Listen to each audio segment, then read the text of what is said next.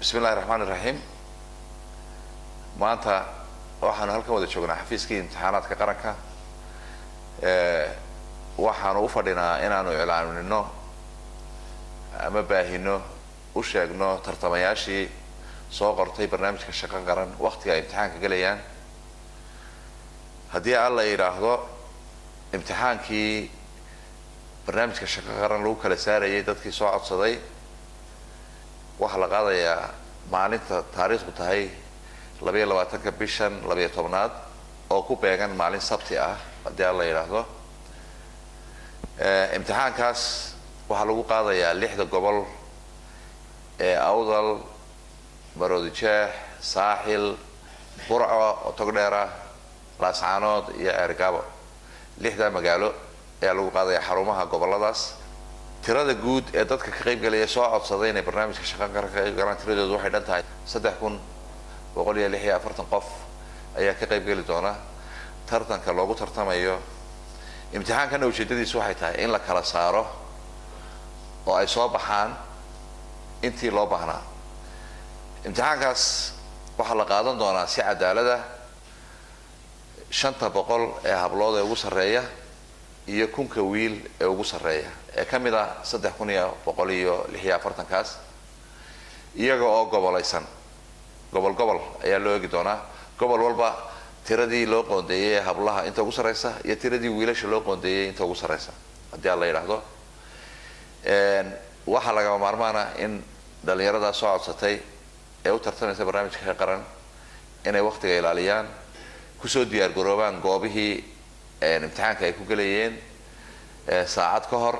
imtixaanku wuxuu bilaabmi doonaa 8 subaxnimo sida la qorsheeyay, marka waa inay kusoo diyaar garoobaan xarunta imtixaanka ku galayaan waqtigaas iyagoo sita aqoonsi nooc doonaba ahaadee aqoonsi sawir leh oo muujinaya qofka magacan leh inuu yahay qofkan imtixaanka galaya ayaa laga rabaa. magacyadoodina goobahaas ay yeelaan. faahfaahinta waxaa idin siin doona goobaha lagu galayo iyo imtixaanku wuxuu ka koobnaanayo iyo wixii lamid ah xafiiska imtixaanaadka idin sheegi doona iyo wixii kale leedka baahan yahayba. waxaan ku adkaynaynaa dhalinyarada soo codsatay tirada inta leeg leh 3000 dheeraadka inay goobaha imtixaanka lagu qaadayo kusoo dirgoobaan waqtiga loogu talagalay oo maalinta sabtida bishu tahay 22 bishan December inay goobahaas ku soo galaan 6 magaalo. dhalinyarada warqadahooda ku xareysay gobolka Gabiley degmada Gabiley waxay ku gali doonaan Hargeysa. dhalinyarada baran ku xareystayna waxay ku gali doonaan magaalada Ceergaabo. inta kalena goobaha ay ku xareysteen oo xarumaha gobolada 6 gobol ay ku gali doonaan haddii alla yiraahdo. assalaamu calaykum. maadada ay galayaan maadada xisaabta saddexda saynis luqadda ingiriisiga history iyo geography kuwaasoo la soo koobay. imtixaanku waxa weeyaan 4 ayuu ka koobnaanayaa. 2 maadaba mar baa la gelayaa.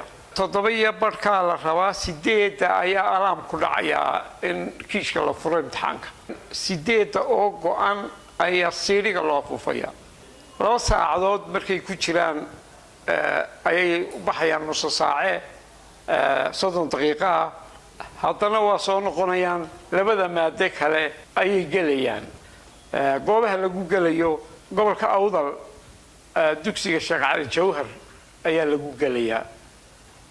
Maroodijeex marka la yimaado waxa weeyaan Maroodijeex way arday ku galaysaa way badanta waxay la mid tahay kuwa gobolada ku galaya la tireeyeen. marka 4 goobood bay ku galayaan. dugsiga Maxamuud Axmed Cali, dugsiga 26 Juun, dugsiga Sheekh Yuusuf Sheekh Madar oo gacan libaax loo yaqaano, dugsiga Sheekh Madar oo magacyo badan lahaa, European School buu ahaa, Xuseen Giiro ahaa, Sheekh Madar baa imkaan la yiraahdaa. Maroodijeex 4 goobood bay ku galayaan. Saaxil waxay ku galaysaa goobta dugsiga Bursade, dugsiga sare Bursade ku galayaan. Togdheer marka la tago dugsiga Sheekh Ibraahim, dugsiga weyn ee Sheekh Ibraahim. marka la tago Sool dugsiga Muuse Yuusuf ay ku galayaan. Ceergaabo dugsiga Xaaji Aadan, dugsiga sare Xaaji Aadan ayay ku galayaan. ka xafiis ahaan waxaanu u rajaynaynaa guul wasalaamu calaykum waraxmat ullaahi wabarakaatu.